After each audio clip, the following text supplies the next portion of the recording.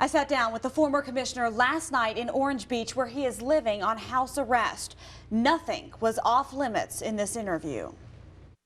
Never before seen pictures show Steve Nodine and Angel Downs in what looks like a happier time. She was somebody I loved very much. In his first sit-down interview since being charged with her murder, the former Mobile County Commissioner denied killing his mistress and insists he was not there when she was shot.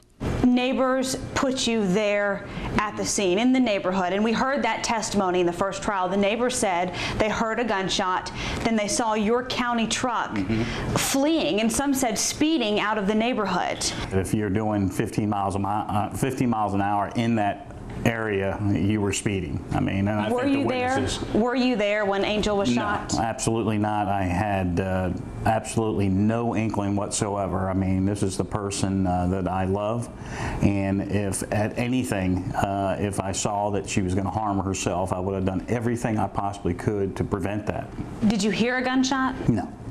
No, did not hear a gunshot. Again, my radio was on, my air conditioner was running, and these are things, obviously, that I went over 1,000,000 times in my head. Nodine, living on house arrest, has had plenty of time to think about what's happened, including his 7-year affair leading up to the murder charge. Obviously, it was a wrong relationship, but in the same sense, sometimes, you know, people make mistakes, and I'm one of them, and I take responsibility for that. I should have not done that to my family. I should have not done that to my son. Did you ever plan to leave your wife?